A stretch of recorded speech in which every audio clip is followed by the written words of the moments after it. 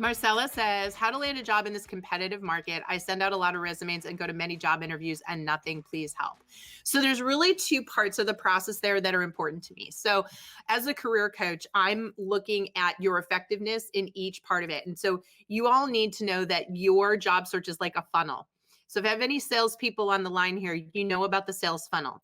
And your job is to take a potential customer from being a total stranger, top of the funnel, putting them into the funnel, nurturing them through the funnel all the way through until they become a customer. Well, as a job seeker, you are a salesperson, you are a business of one, and your funnel is the employer trying to take them through, get them to nurture them through, get them to like you, get them to realize you're a match, and then offer you the job, right? So, same sort of concept. So, why am I explaining it this way?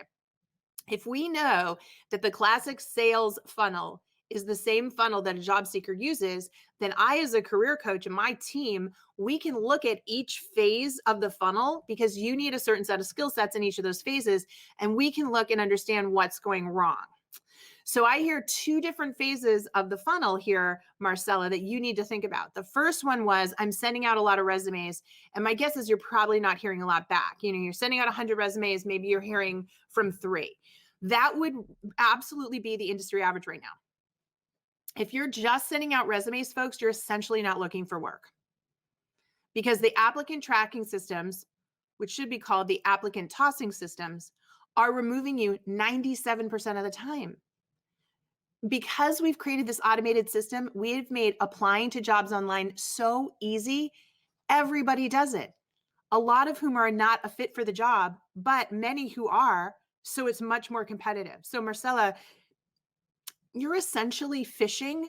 I want you to think about you and 50 other people sitting around a teeny tiny pond like this with your fishing rods in the water, and there's one fish. That's what you're doing when you're sending out resumes. You're casting your resume, you're like casting it into a pond that's this big with 50 other people. So that is a very demotivating, reactive, poor way to look for work. And it's not your fault. This is what everyone thinks they're supposed to do because we haven't been taught job search. So we just kind of look around and go, well, what is everybody else doing? Okay, well, I'll follow their lead. So the first thing you need to do, Marcella, is change that strategy.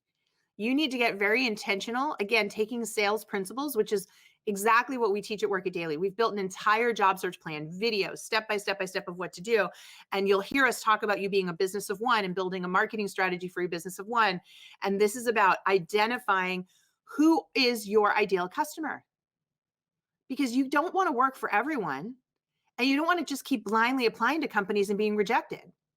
Instead, you need to step back for a second and go, you know what? There's really only 30 or 50 companies in the commutable area for me that meet my criteria and hire for my skill set. Those are the companies I need to nurture a relationship with. This is the fundamental difference right there. Okay. Now, the second thing I heard you say is I'm getting interviews, but no offers. So this is where I start to ask myself, is she getting phone screens and not being called in for interviews? Is she going on the interview and after one interview, she's not being asked back? Is she getting all the way to the end and it's down to her and another candidate and she's not being selected? Each of those is very, very different because the further down the interview process you get, and I think this is so important for you all to know, the further down the interview process you get. So you pass the phone screen, maybe you pass the first in-person interview, you go back for a second interview or third, whatever. The further that you go, at the end, if you don't get the job, you didn't do anything wrong. The further down you go, the less the chances are you did anything wrong. It's just that there were 2 really good candidates. It's like having 2 green apples that look almost identical and having to pick one over the other and deciding, well, I guess I want this one because it's a little smaller and I'm not as hungry today. Or, you know, this one's a little bit brighter green. When we get down to that final 2 candidates, either one of you can do the job. It's having to pick which one we think might do a little bit better job. Which one are we going to get a better return on our investment, even maybe by a little bit? It's not fun. You know, we've hired a bunch here in the last year, and it always stinks because there's never just one clear candidate. There's usually multiples, and you have to decide.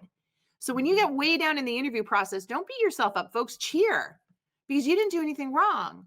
And even more so, you got that far. If another position comes up with that company, oh my gosh, you so want to stay in touch with them because they're going to hire you and skip the interviewing process altogether. I see that happen every day inside the Work It Daily program. Our folks get called back by a company that they were the runner-up at because they learned how to stay in touch with them. We teach them that. Now, let's go back and say top of the funnel. So you're getting phone screens, but you're not getting called to interviews. Something is definitely going wrong in your phone screen. You are at fault. I'm going to call it out there. Or you're getting the phone screen, but that you're showing up in person. Something's happening in that first in-person interview. And you're either too nervous, or your answers are all over the board, or you weren't prepared enough. Something is probably happening there for you not to move to that next level in those two cases. So you want to think about that, and you definitely want to do more interview prep. I, I am amazed at the number of people that don't understand how important it is to do interview prep. If you were in active job search mode right now, you should be studying interview prep like you wouldn't believe. You have to think about interview protocol. You have to think about behavioral questions and how to answer them correctly. You have to think about the questions you should be asking in the interview to make yourself stand out. You should be thinking about the questions that are totally off limits. So important. It's funny. We always do a master class in January, and now in Work It Daily, we do a master class every month. So the last 3 weeks of the month, we do a master class. You come in Monday through Friday, you do this little exercise, end of 3 weeks, you're upskilled, right?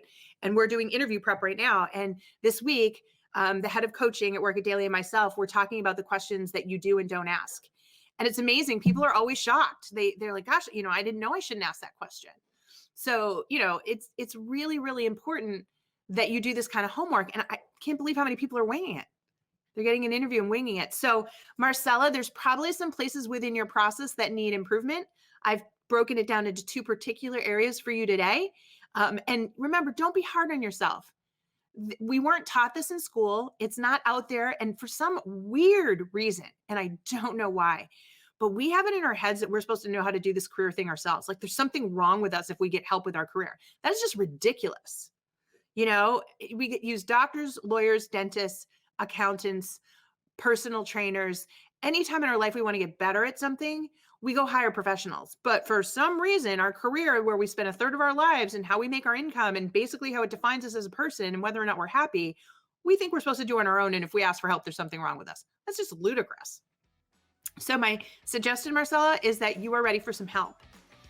Get some help, have somebody look at your funnel and figure out where in that process you can make improvements. Little improvements across the board are going to get you the results you're looking for.